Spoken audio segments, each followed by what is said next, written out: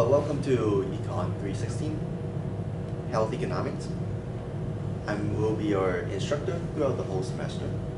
My name is Norman, and I'm a health economist. I'm currently teaching at San Francisco State University. This is my first time teaching at Metropolitan State University online. I grew up in San Francisco, and it's the first time actually I'm teaching in an institution that outside of California.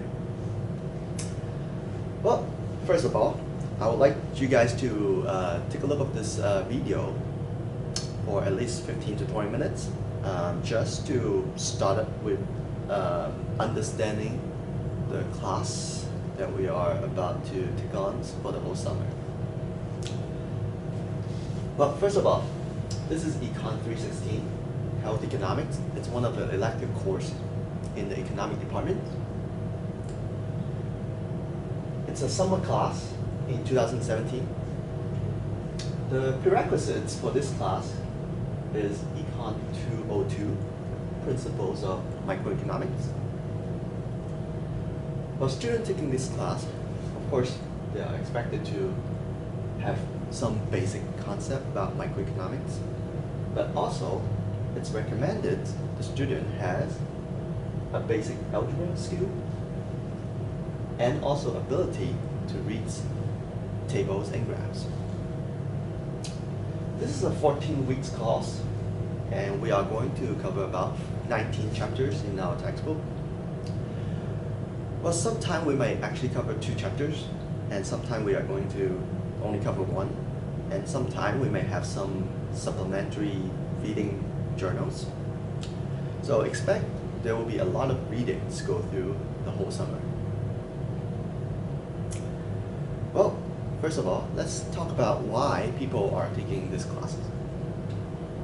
Health economic class is actually a very complex and relatively new subject to study in economics. In this class, you are going to examine the rule of the consumer's choices and firm's behavior by using some of the microeconomic concepts that you learn. And we are going to also take a look at the market for health insurance and healthcare system. We're also going to take a look at the rule of the public and private finance on healthcare system and also delivery system in the United States. Well, by using some of the economic tools that you already learned, we are able to actually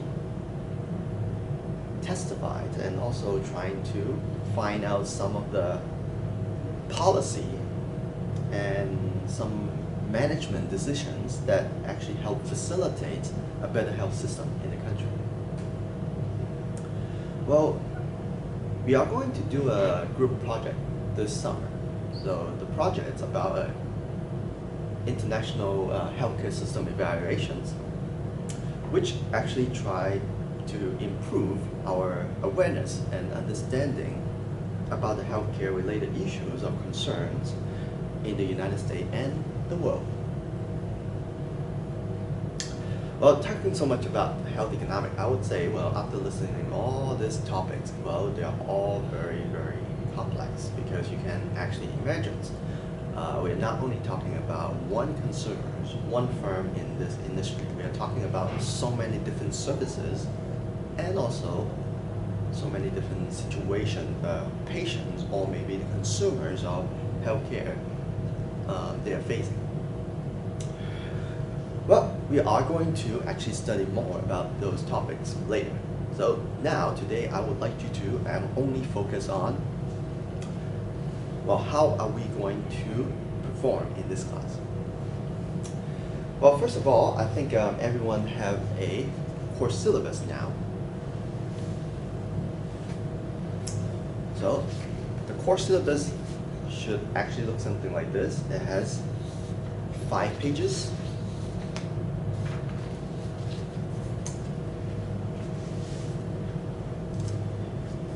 Well, in order to help assessing students' performance, well, we would like to actually go through this syllabus together and try to build some mutual understanding about the course. Well, first of all, we have already talked about what are we going to learn in this class. And I would say the first important things about this class is to find out, well, what kind of text or material we are going to study. So I have this one textbook that I assigned for this class. The title of the book is Health Economics. It's written by J. Bhattacharya. Well, the book is currently in the bookstore at Metropolitan State University, so you can actually get the book from the bookstore. Or I would say I have done some online research. I found that the book actually is selling now at Barnes & Noble's at a price of $77.43. And also Amazon's is selling the same book at a price of $65.50. Well, as an economist, I would say, well, I will leave you guys to do the first assignment. Well, try to do some research online and to find out, well, what is the best price for buying this book. I'm pretty sure you will find something cheaper out there. You don't really have to care about, well, whether you are buying a used book or maybe an online copy. Even a digital copy would be fine, as long as you're okay with it. So there are a lot of choices out there. It's not only that you have to actually get the book from the bookstore.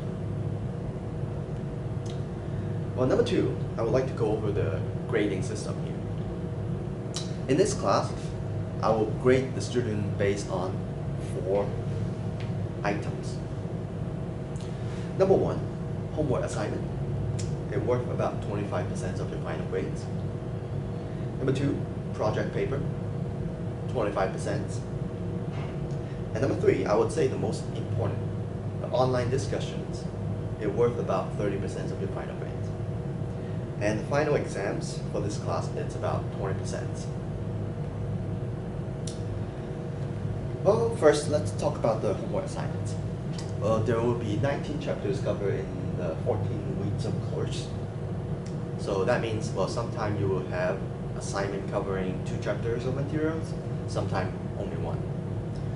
Well, it depends on the related topics and also the length of the chapter.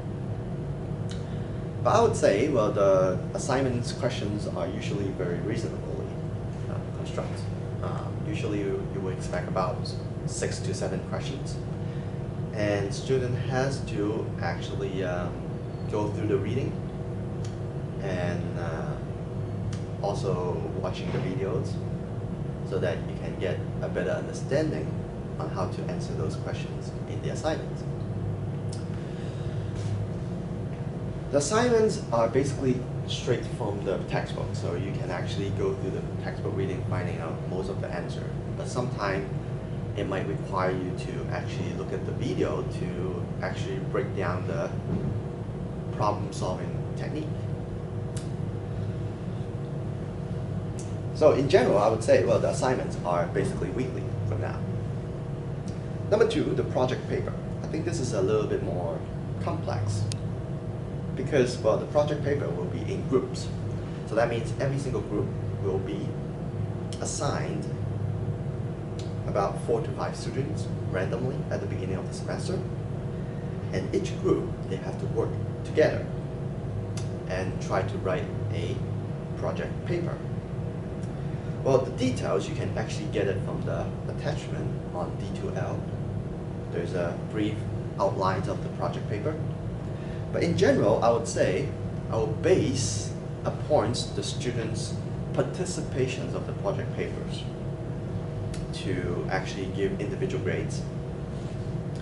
So several things that you might want to actually be careful with when you're writing your project paper. Number one, the quality of the paper is important. So it's not about the length, it's about the quality. And number two, your participations in this group project, it's important. So you cannot do everything on your own. You have to work with your partners. You have to work with your group. Also, there are several ways that I have designed in this course how I can evaluates the individual participations in the group projects, including the online discussions, group discussions, and peer review. There are 3 stages in this project paper. Number 1, you are going to pick a foreign country and try to get the data from this foreign country, including data like the level of incomes, GDP, expenditures on healthcare systems, the healthcare outcomes, right, such as mortality rates, and other indicators of the health outcomes, which again, I have a full details of these indicators listed out in the project discussions outline. Well, stage 2 in this project is to combine all this data together and try to actually write a summary comparing the foreign country to the United States. Well, which country has a more cost-effective healthcare system? Well, once you find this conclusions of one country, maybe it's better or maybe it's worse than the United States, well then the third phase number 3, is to find the reasoning to explain. Well, through the whole class, we are going to pick up a lot of economic theories in health economics. So we are going to actually learn how to facilitate our ideas, how to explain to people why certain country or why certain situation will make a healthcare system better, or maybe there are some factors that actually make the healthcare system worse. So by learning throughout the whole semester, you will be able to find at least 3 reasonings to support your answer in phase 2. Well, the good project paper will be further discussed in the later of the semester. Well, the online discussions, it's important too, because, well, this is the only way I can evaluate students' performance in the class. Since we are not meeting in a physical class, I will have to actually evaluate your performance based upon your responses on the online discussions forum. Well, first of all, students are required to participate in this class discussion forum. It could be in many different forms. Number 1, you can actually participate in this forum by answering questions to other students relating to the homework assignments. So you can actually give hints to other students on how to answer certain questions, or maybe discuss some of the topics in the homework assignments. Students are usually not that good by defining whether they are giving out answer directly to other students or giving hints. I would say for the first 2 weeks, well, it's kind of like a period for the student to adjust, right? I will give guidelines to students when they are giving out answer to other students on the forum. I will basically give them some suggestions on how to answer questions from other students. Or maybe basically just tell them, oh, you know what, you can put it this way or the other way. So for the first 2 weeks, we are going to adjust on how we supposed to participate on the online discussion forum. But one thing worth to note, again, online discussions, it's graded based upon quality of the contributions, not the quantity. So for example, if a student actually give 10 different comments on the discussion forum in a week, but they doesn't seem like helping other people, or maybe those are basically just comments that other people has already posted, the meaningless contributions to this forum, it's not going to gain you a lot of points. Versus if there is a student who can actually post 1 or 2 meaningful posts on the discussion forum, I would say, well, that student might earn a higher grade comparing to the ones who actually contribute 10 meaningless discussions in the forum. So, quality is always better. There are many ways you can actually contribute on online discussion forum, such as assignments, when we talk about, and also the group project. It's part of the online discussion participation too. So for every single group, there will be a online discussions individually assigned for that particular group. So within the group, you can actually help your teammates or group members to develop an idea on how to write this paper together.